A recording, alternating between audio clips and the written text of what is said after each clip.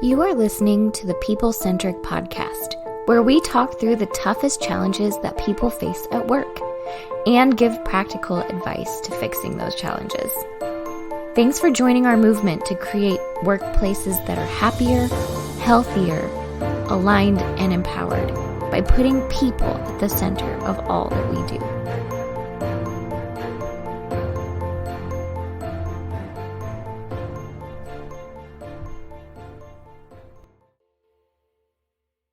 Hey, People Centric leaders. Welcome back to another episode of the People Centric podcast. We're excited about this topic. And one of the reasons why we're excited about this topic is because, darn it, just like a lot of these topics that we've been bringing, it's so relevant. And it's so relevant. And there's probably, this might even be initially anyway, as we're describing the topic and as we're getting into it, you might fall on one side or another from this. And I think if you're an employer versus an employee, you might have differing opinions on maybe what this looks like too. You know, our title of People Centric, this is what we do. We work to connect people and put people at the center of every organization that we work with.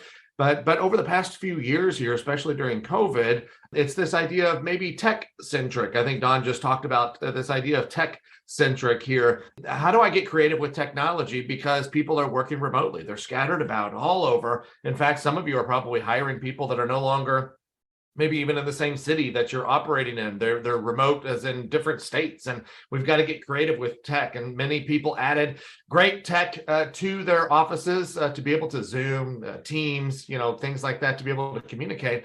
But has that tech-centric kind of environment taken away from the people-centric flavor that we're hoping to be able to build within cultures and organizations that you're working so hard to be able to build within cultures and organizations across the country too. And so this topic was inspired by our own Bethany Taff, and she's going to share a story. Bethany, would you like to share the story of maybe how this happened? And it's funny, the lessons we learn, if you're parents of kids, the lessons we learn from our kids, and also the lessons we learn as parents from trying to parent our kids too. And it brings these epiphanies about. So anyway, Bethany, set the stage for us.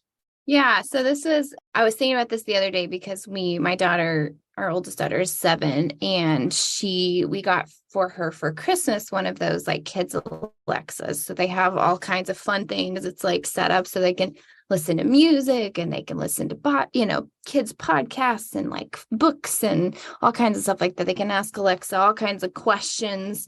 So it's really entertaining, but it also has like the function to be able to set an alarm clock for them, which we thought, that'll be great. She could do that. And then we could set this alarm clock. It'll make it really efficient in the mornings, right? And she'll be able to get up, and it was helping sort of wake up our son who's 5 too in the next room. And so then they would wake up in the morning, and then like, I don't have to do it. And then they can just start getting ready, and then I can just start getting ready. And it sort of takes that piece out of it for us.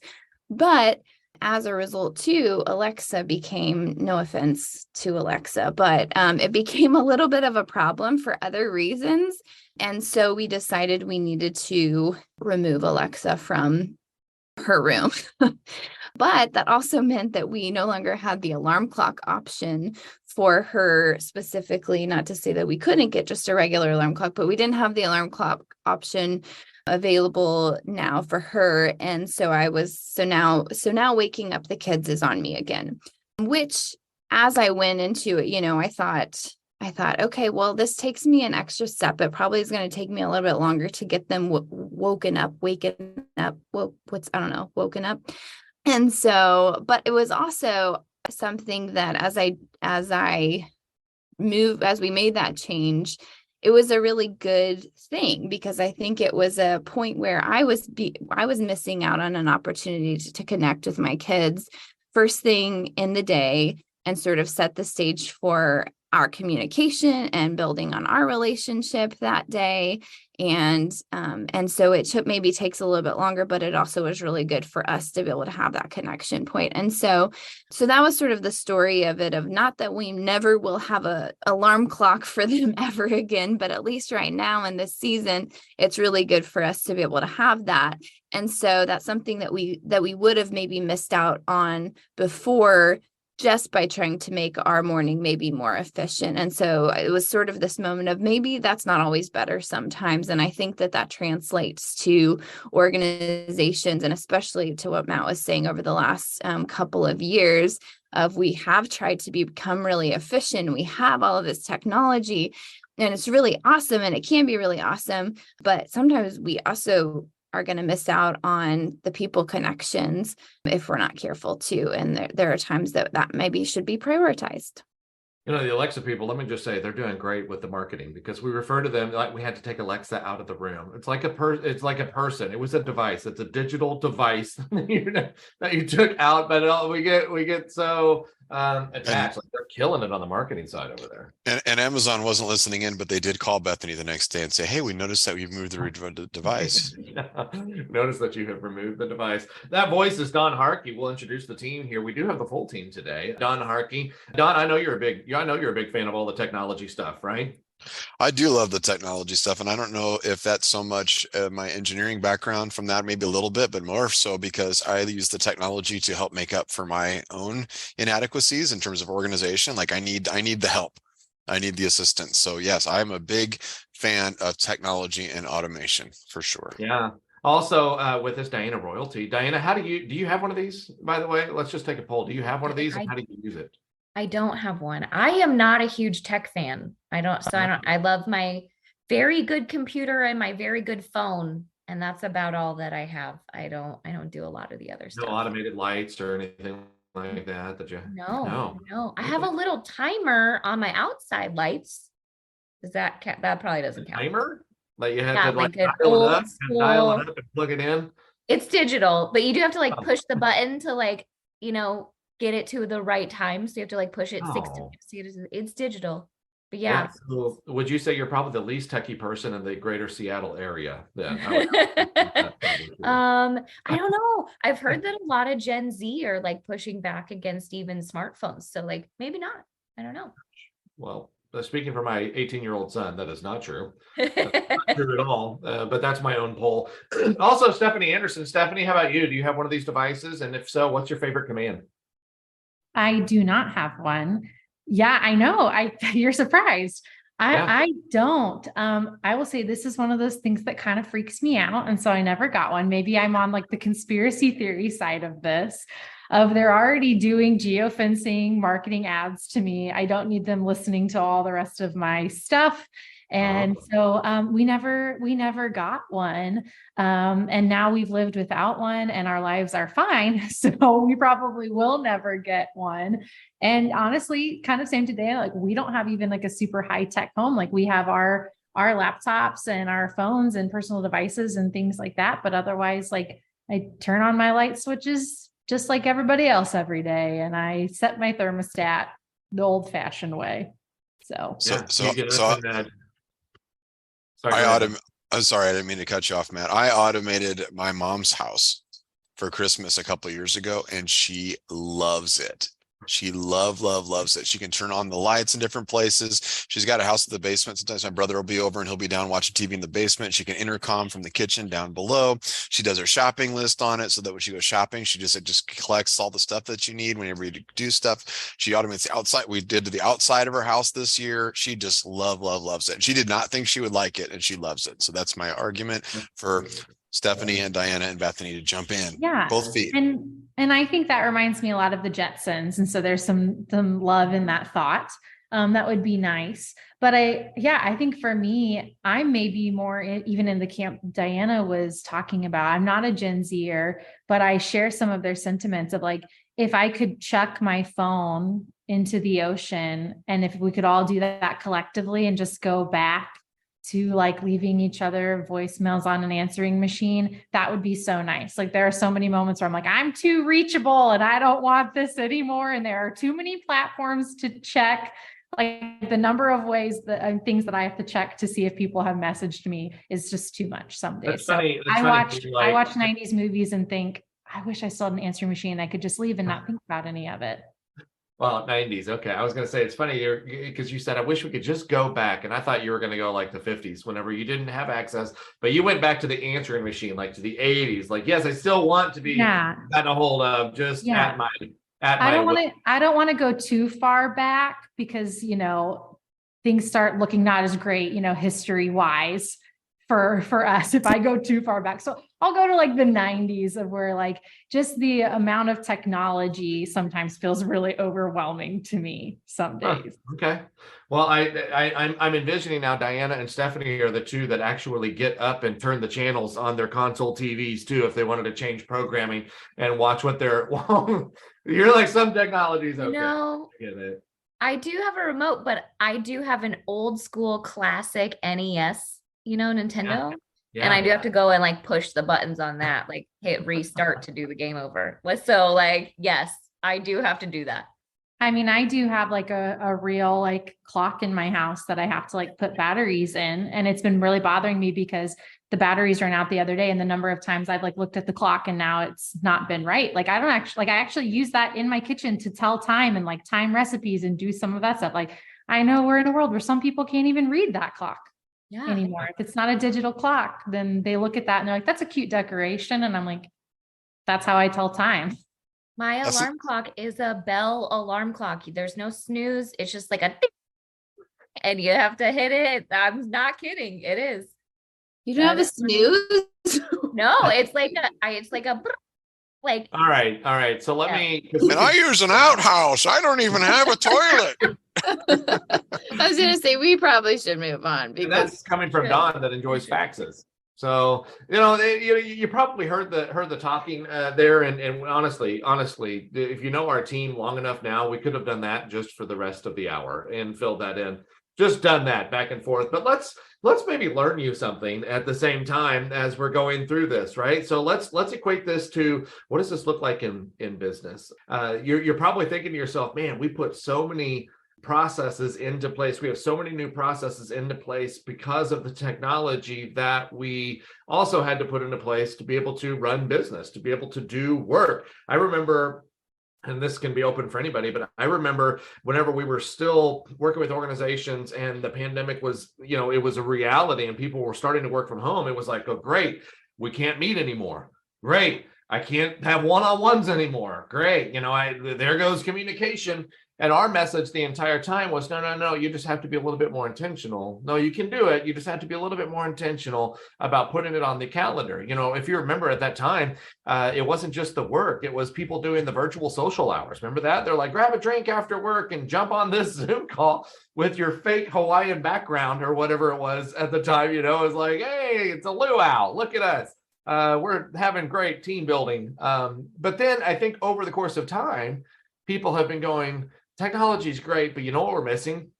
We're missing this human interaction, this opportunity where we actually do come around the table to be able to interact. So maybe let's talk about why we're seeing this as an important part and why maybe more people are talking about how do I create that culture where people do see the benefit of coming together actually in person and within organizations as well. Don, would you like to start us off? Yeah, so this is where I'm actually at. So this is not just a fake background behind me like that. Catch us on YouTube. You can see look at that. That's you learn all these tricks of like I can make my face appear in the palm tree just by doing that, and then it's gone. But yeah, no, I mean I think that we talk about like is it the technology or is it the people interactions, and it is both. Like we learned in the pandemic that you could do a Zoom call just for social reasons, just to be able to hang out with each other, just to be able to talk to each other. And unfortunately, I think that what we're seeing now is that people got tired of the Zoom call thing, but they also love the efficiency of it. So now we do Zoom calls where we jump on, but it's only about business stuff. I think I'll share a story with our team. We recognize, like, as we jump into meetings, we have a couple of meetings that are standing meetings during the week that we jump onto. And sometimes this is podcast, and we'll jump in and say, okay, let's talk about what's the topic for the podcast going to be this week. What are we going to focus on? And for a little while, like we would just jump and get straight to business. And I think our team recognized that we were missing something. And we started to have conversations before we would jump into the actual topics. And you would look at it and say, well, that's an inefficient meeting. That's a waste of time. That's not very good. You're leveraging the technology wrong. But we realized, like, let's lean into that. Like, that helps us to build a stronger team. Like, our work is challenging. It's difficult. We need to be able to listen to each other. We need to be able to enjoy each other. You guys need to hear my humor. Otherwise, those jokes just get lost in the car on the way to and from work. And I think I'm funny, but you guys are missed out on that stuff. So that needs to go to the rest of the world. So I think that I like Bethany's point there. Sometimes the technology can be helpful for us and make us efficient, but maybe we go a bit too far with it, with all the technology. And talk about it like this too. And Don, I know you have thoughts, and everybody else can jump in on it as well. If I am an employer looking to hire somebody, when is the, there's a lot of statistics on this, but what are my opportunities there to be able to create a highly engaged employee at that time right off the bat? Like, is it functional to be able to onboard somebody totally through technology, totally through here, I'm going to send you a series of emails, please fill out these documents, jump on this Teams meeting, we'll go through some more onboarding and orientation, which I understand if you're hiring out-of-state employees, that's probably a reality. But is that the best opportunity to be able to create one of those highly engaged employees that we're hoping to integrate onto the team from the word go? Like, what best practices might we share with about trying to create those highly engaged employees from the beginning? I think the same rules apply. It's just different tools, right? Yeah, I was going to say, I think yes, it can be super efficient to say, like, we're going to just set this up. I've sent you a series of emails, like, go through all of these. We'll report back later. But it's also like, I think we underestimate today, especially, just like the value of saying, like, let's just even take us some time to like go to lunch with the team that you're going to work directly with, or just like get on and meet everybody and like have a conversation if you have to do it over a Zoom call or something like that. And it's not even about the training at this point. It's just like hey, like, this is where you're working now. And like, here's what we're setting out to do, and like the vision that we have for what we're doing as an organization. And also, like, here's our team, and here, who are you? And like, let's just interact in that way. And so I think it's super undervalued, but it has a big impact on the retention for your staff. Yeah. And am I wrong? I was just thinking about this. I'm pretty sure, like, Stephanie and Diana, you've never met in person. Isn't that true? Yeah, that's true. That's true. Yeah. Weird, but true. Yeah. And that does feel weird, I think, as you say that, because like in the interactions and stuff with the team, you wouldn't know that. I think if you interacted with our team online, you would have no idea that Stephanie and Diana have never met in person.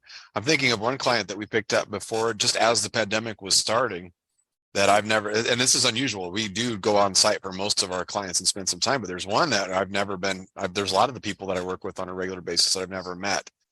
So you have to be, like Bethany said, you have to be deliberate about forming those relationships, right? That is part of work. Forming relationships with each other is part of work. I know that's not an efficient thing. You can't put that on the P&L, productivity and all that kind of stuff.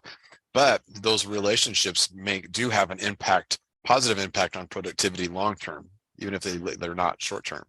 Yeah, like yesterday, Stephanie called me to talk about work, and we talked about work for a significant amount of time. But I think we spent just as much time talking about other things. We just sort of meandered. We talked about politics. We talked about Springfield. We talked about supplements. I mean, we just sort of like weirdly derailed into all these different topics. But I think you have to do that when you work with people. You have to learn who they are. You have to build some trust and camaraderie and friendship. And then today, when she's like, hey, I need help, it's like, yeah, of course I'm going to help you. Not a weird, like, hey, I don't really know you, or I don't know what you're doing, but I'm going to ask you for help anyway. It's easier to do when you feel like you know people and trust them and have some sort of connection with them. But that means, like, when you met yesterday virtually, that means you had to be some basics on this, because I've seen this mistake made. We use Zoom. We also use Teams, right? You probably met on a Teams call because it was probably internal. We use that for a lot for internally, but you both had cameras on. You're both engaged with each other in the moment. It's the same rules that you would have if you were in a room. It's just that for some weird reason, what is acceptable socially across a Zoom call or Teams call is different than what would be in a conference room. If we performed, this would be a funny idea for a video, Matt, we should do this later. Like, if you had the same rules that you have on a Teams call or Zoom call, in a conference room, what would that look like? Like I'm sitting there with a laptop open, just working on something completely different where you can't, like I put a screen in front of me so you can't see me, but we're going to sit and have a meeting. Like you would never do that in live. So why would you do that virtually? Like you need to have where your camera's on so you can see the expressions, you can see the responses, so you can communicate. Most of our communication one-to-one comes from not the verb things we say, but by the other things we do, the nonverbals, the body language, those types of things. Yeah. And in that same call, at some point, Bethany like walked around Stephanie's desk and like hung out in the background too. It was like having a lunch break or a whatever break room or something. And we just like did it over Zoom, but it's partially because we've created those habits already. And we've said, it's cool to jump in. It's cool to talk about other things. If we had a boss like, Don or someone who was like, no, when you're on a Zoom call, you're talking about business. It is for work. We need you to be focused 100% of the time. Like, it's hard to build a relationship if all you're going to do is talk about work. I can't do much with that.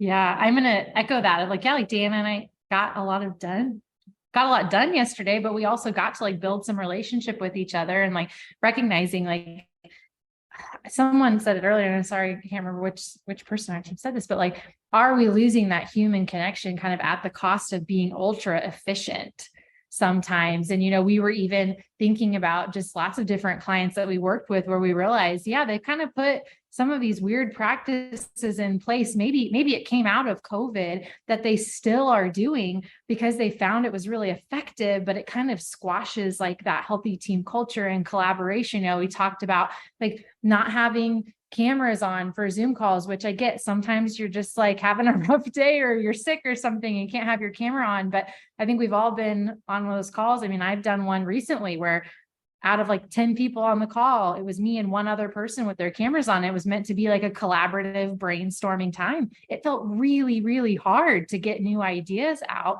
when we couldn't see each other and you couldn't see like those nonverbals in the communication. Or we have other clients we worked with who still, everyone's sitting in their own individual office or cubicle for a Zoom meeting, even though physically we're all a couple feet from each other. And again, get where that came from COVID. But now we're looking at it and saying to them like, hey, do you think that's having an impact on your meetings and the collaboration? And again, usually it's very highly effective. They can have more meetings in a day. They can maybe quote unquote accomplish more, but their team dynamic is really suffering because of it. I think if they could get people together, because I think what we're seeing with some of those clients too is they're jamming so many meetings in, there's actually no room for the interpersonal connection anymore. We've become so efficient. We've eliminated any human connection. And that's when you get on calls. And if somebody's joking around in the first minute or two, you'll have somebody go, so are we going to get this meeting started or not?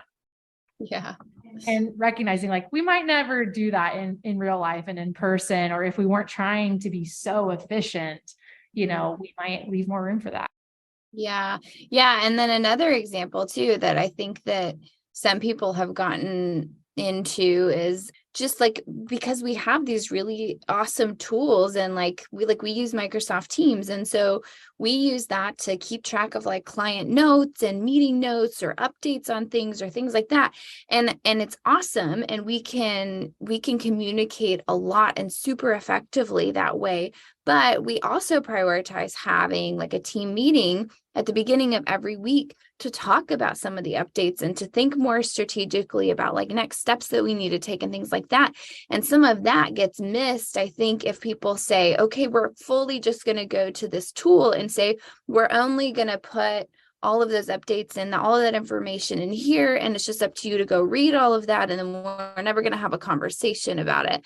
And so I think that there are things like that are really missed, that there's other examples of that for organizations where they've swung really hard one way or the other, where they're like, we only do meetings and we don't have any systems or places to put that information, or we only use this tool and we never talk about it outside of that. And I think that it's a mistake both ways. Most of the time, there's probably a little bit of the in between where it's like, no, you really need to have some of those technologies and some of those systems in place, but you also need to be able to have places prioritized to have conversations as well.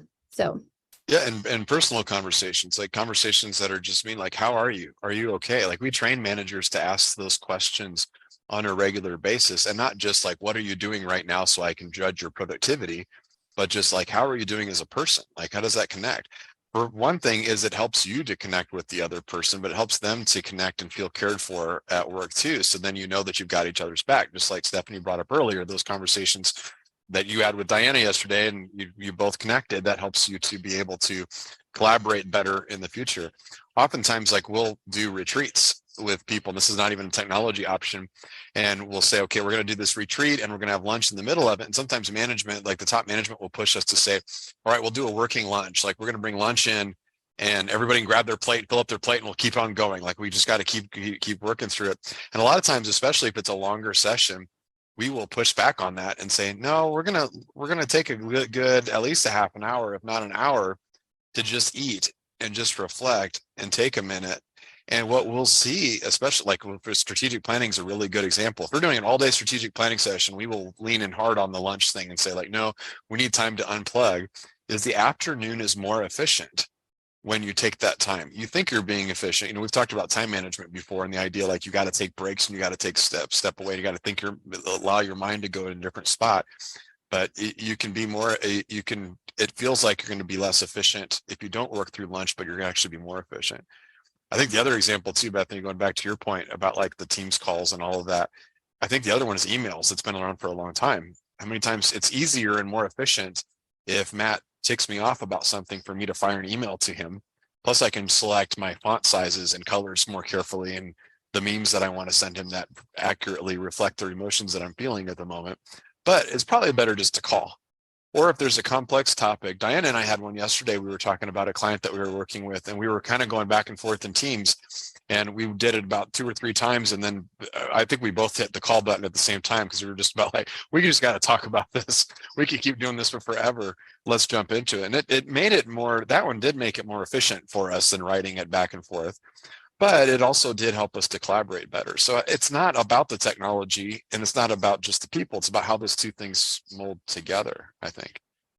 I think part of this is also selling as an employee, or selling your employees on this idea. You know, you're dealing with a workforce now, you're trying to hire people now that maybe got accustomed to working completely remotely over the last couple of years, and getting, I think that's a real psychological thing, like getting them to get to a place to where they want to be around, no offense, be around you again and want to hang out with you. Why am I doing this? And, you know, selling them on the idea of that, you know, we're saying that you could do this in person. You can also do this remotely. You'll just have to maybe be a little bit more proactively intentional about the remote part of that, of being able to visually see that person and set some time in there. But if I am an employer trying to hire these folks, because I can just hear that other side of this too. There's plenty of articles that are talking about like nobody wants to come back. Like they don't want to come back. How do I get them back here? I want to do all these fun things that you're yeah, Bethany, I would love to take him to lunch. You know who doesn't want to go to lunch? Those people. They want to just work at home. They want to be there. And I think there's a personality side of that. Like, just tell me what you want me to do, please. Just please, like, we're cool. Just tell me what you want me to do. I don't have to go to lunch with you. But then there's also this benefit. How do we sell them on the idea of the benefit? But also, what words of encouragement maybe do we have to employers trying to be able to find the balance of, yes, I want to be an employer of choice. And sometimes that means flexible time, right? Or allowing people to work from home without having to be here in certain types of organizations. But also I see the benefit of doing this culturally too. Like, where's the balance there? What words of encouragement do we have for them?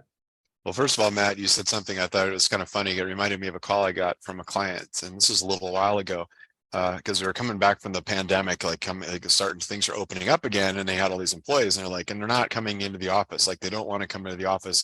They want to work from home and all of that. And I said, you can make your employees come to the office, right? So just as a reminder, like, you don't have to talk your employees into coming back to the office. If you need them to come to the office, you can still say, it's okay. This is Don from People Centric giving you permission, if you're a manager, to tell your employees that they have to come to the office every now and then. Now, I'm going to encourage you to think about, like, why do you have them come to the office? It's because always coming to the office may not be necessary. Sometimes coming to the office might be the right answer for that, but you don't have to convince your employees whether they want to come or not. The other thought I had, Matt, of what you were saying is that sometimes there's different personalities. There's some people who don't want to go to the office. And you said like everybody doesn't want to go to the office. I think some people learned working from home that they didn't like working from home as much as they thought they were going to work from home. So I don't think it's most people want to work from home even. And I would even argue that some people who think they want to work from home don't realize that that's not good for them, even individually. Like it's actually feels better. It's easy to get kind of into a rut and say it's nice to put on a button-up shirt and still wear sweatpants and go to work and and nobody knows it and sit in front of a computer and quickly do my work. But that does wear on you over time. Like it's better to be in front of people. Like we need these social interactions. Maybe it's uncomfortable. Maybe it's a little bit like you have to climb the hill, you have to do the drive, you have to do the commute, you have to go into the office and stuff like that. But I think that a lot of people who've had that experience who did come back to the office are like, okay, I remember some of the benefits of this that maybe I had forgotten. I talked about this before we started, but I can't remember. I wish I knew the company. I can't remember the name of the company, but they were getting creative to have people stay. And yes, we can demand it of them. Like Don was saying, I can just demand that you do it. But they were getting creative on trying to find that balance and trying to relate to them. And they would bring a drink cart around, but the drink cart didn't come around until like 4:00 to encourage people to want to stay until the end. It wasn't like 10 a.m. mimosas. It was like 4:00. If you're still here, they bring a drink cart through the area. And I don't know how many organizations, they're on the East Coast somewhere. I can't remember the name of the organization. Otherwise I would say it now, but I just know it's a reality. People are getting creative. Don, we go to conferences all the time and it's a struggle trying to hire people, and they're trying to figure out, what is that balance? And so I think, is there a weaning process of the face-to-face idea there? We talked about be able to create a highly engaged, and I'm reading your faces, you can't see them, everybody's looking at me like, what are you talking about, weaning process? The what I'm talking about, like, are we weaning or losing? Is that what you're saying? Create that highly engaged employee. We talk about, we want to immerse them in the culture, we want to really engage them in person or at least on video from the beginning. But I don't know, 6 months later down the road, does some of that fall to the wayside just a little bit? Now we're kind of in a cadence of technology. Like, are we encouraging more of the face-to-face interaction, more of the video, more of that stuff early on in the hiring process? And then, okay, we're still going to do some, but it's not as intense as it was in the beginning. Would you agree with that? Yeah, I think that one of the jobs of managers are to watch. I think the primary job of managers are to guard the culture of their team. So I think that a manager, owner, executive, whatever, supervisor should be watching how their team interacts and thinking about how to tweak things accordingly. So like if you initially like onboarding, like you talked about it, like it's an employee's journey, like, okay, initially I want you to have more interactions with people, but you might just watch it and say like, I think our team is feeling distant from each other. I wasn't even the one that called that out on our team. And I think we talked about it a few months ago, like we just need to spend more time together, not doing work. And I know that sounds kind of funny and counterintuitive a little bit for some folks, but we started doing that. I think it does feel better overall for the team. So there's not like a hard rule of you need to have 3 Zoom calls in person per day, but then do once. And there's nothing like that. I think you're constantly tweaking and adjusting your team based on where your team is at. Mm-hmm.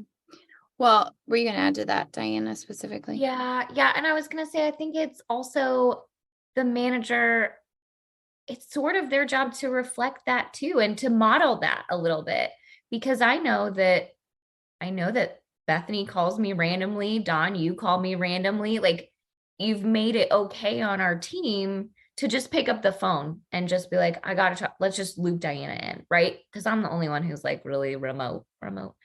But you've made it okay for people to just pick up the phone and say, hey, I had a question about this, or hey, how are you doing?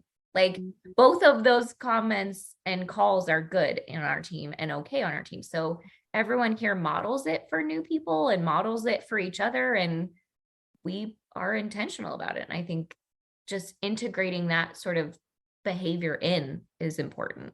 Yeah. And I was going to go back to even my example, like with my daughter and Alexa, is like when you talk about like weaning back to certain, like, just like we're doing less Zoom calls or whatever as we would be at the beginning. I think it's like even in that situation, it was an acknowledgement of like, okay, we did this. And it was like, we were seeing like negative effects without going into all the details of like, not only was it like, okay, she's waking up on her own to get ready for the day, but then she was more likely to go into her room and close the door and not spend time with even her little brother or us, or we didn't know what all she was listening to all the time, even though there's like a certain level of controls that are happening on that.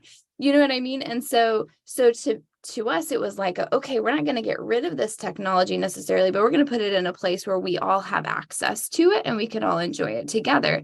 So it wasn't even that, but it was like, okay, so I'm going to have that personal connection with her. And then over time, like we probably can still, like we probably will back off of some of that, or she will grow into being able to take on like using more technology, or we might be, you know, she's going to have to be able to wake up at a certain point on her own. So we'll give her like something, whether it's an alarm clock or something else, to be able to like wake up on her own. So it's to your point, I think it's like, it goes back to that kind of example too, of like, yeah, we're seeing like we had to make some adjustments because we're maybe not there yet, or we're not ready for her to have full access to that. And I think similarly, what you're saying, Matt, is like, yeah, at the beginning of a employee's life cycle, like we do need to have a lot of touch points and a lot more personal interactions, because it's going to set a better foundation for that employee's success in the organization too. It reminds me of a recent episode of Ted Lasso where they were getting ready for the season. I'll try not to blow it if you're watching this, but they're two different teams, right? And Ted Lasso's the coach. He's the very people-centric coach. I would say that watching that, if you haven't watched that before, he does it. He's a very people-centric leader. You can see the way he approaches it. And they're showing him leading the team, and they're showing their competition leading the team very differently. And the competition, it's like practice, practice, practice. We got to get ready for the team. And it's just hardcore and all the other things. And then Ted Lasso's over here and they're doing the practice and they're working hard. And there's a moment where like the team's just not quite clicking. So they go on a field trip. And it's like the general manager is like, well, where are they? They should be practicing. And he's like, no, they're like touring the sewer systems in England or something like that. And he's like, why are you doing that? But it really clicked because he recognized looking around the team that if you look bigger picture, I needed to bring them together in terms of what we're doing. And it's the same kind of a thing. Like your goal, Bethany, for your family isn't to get the kids to school as quickly and efficiently as possible. Your goal is to enjoy each other and to develop each other and to learn from each other. And that's the lesson learned. And sometimes I think we take our eye off the ball saying, yeah, we can do it this way and it would be faster to do it that way, but it's not always better to do it that way. Yeah. And what I'd add to that of like, you know, I think it's just so important you're communicating that why to the team if you're making changes to when or where they're working or how you guys are working. It's, you know, we're all working with adults. So tell them like, this is the culture that we want. You know, we want to have this team together. Like, I mean, I'm a huge Ted Lasso fan. And so like thinking even about that episode of like, he gave them such a clear why of they were doing this as a team and why it was important for them to like go off the pitch and have this field trip and do this stuff. If he had just done that and then really not given explanation, and then it was just forceful, like you're going to do this and you're going to do it now, the team probably wouldn't really have bought into the idea of leaving practice because they're looking at their competition and going like, well, we need to practice just as much as them. So it's really communicating that why to your team too, of like, hey, if we're going to bring you back to the office, it's because we want a culture where there's the human interaction, where there's the people we believe we collaborate better, you know, when we're here. And so we may give you some flexibility to work from home on days, you know, if you have a job that you really need time and little interruptions to do that, but there are going to be some things we have you here for, or, you know, we're going to have our cameras on for Zoom meetings because this is how the culture that we want, of just really sharing that with people and honestly allowing them to get behind it, allowing them to support the culture that you're wanting to build, or it helps them see like, hey, like maybe that's not what I want. Yeah. And then they can make their choice too. Yeah, I like that point. I think that's really good, because then even in like my story too, it was like, we had to make sure, like, how do we, like, I'm going to communicate this to our daughter to help her see that, like, if this is not your fault, this was probably our fault, actually. Like we made this decision, we allowed this to happen, and we're going to make an adjustment, but it's not because you're not in trouble for it. We just want something different to kind of how Dawn explained, like, this is the goal that we have for our family, what we want to do. And so similarly, I like that point of saying, like, here's the why behind why we're doing this. We're not trying to be mean. We don't think that you're doing bad things. You're not in trouble. Like, but this is what we're shooting for. And I think it's going to make us better as a team. And I think we're all going to enjoy it at the end of the day, even though you might still get some pushback as a leader on this event, at the beginning, but hopefully people adjust over time. All right. Thanks, everybody. It feels like we've covered this topic forwards and backwards. Any other parting shots here that anyone would like to offer up? I just want to offer, if anybody wants some help in automating their house, I would love to help them on this team. This is not for the listener out there. Don't call me. I don't care about your houses there, but if for any of our people here, if you want some help, I can help you with that. So yeah, will you come to Tacoma and automate my house? Yeah, I will. Okay. Yeah. We'll be there next month. Yep. Let's do it. We'll Yes, I'm in. We'll be right there. It's funny, I didn't say it ahead of time, but my 18-year-old son the other day, we do have the doorbell and all the stuff, all the video stuff. And one of his friends had come around the corner. They were going to come on, ring our doorbell and take off. You know that game. And the guy got on the front porch and he saw it and he was like, oh, and he turned and left. But he didn't know that it automatically records. Like I got him and I screenshot in the video, like, hey, you know this guy? Like, yeah, I know that kid. Okay, because he's like, oh, and froze and left. And so technology is also good, but we're saying time and place. And really, a lot of the things that we're talking about with us, you might be working for a larger company going, you guys can do that. You're a 5-person organization. It's easy. You guys are kind of like the size of a family anyway. Might be harder to do that, given the scale of the operation that you're running. And I get that, but you can do this. You can be creative, proactively, intentionally creative in order to help build the culture that you are trying to achieve. If you have other questions on the topic or have other topics that you'd like to feed us, we're always welcome to that. Listen to the outro to find out more, and please continue to share the podcast. Thanks, everybody. Have a great day. Thank you for listening to the People Centric podcast. We are so grateful for you joining us every week. If you like this content, please like and subscribe. Also, feel free to share on your social media with everyone that you know. It really does help us. If you would like to contact us, I have put our information in the show notes. Please reach out anytime. We love hearing from you. We will be back next week with a new topic. Until then, be well and lead well.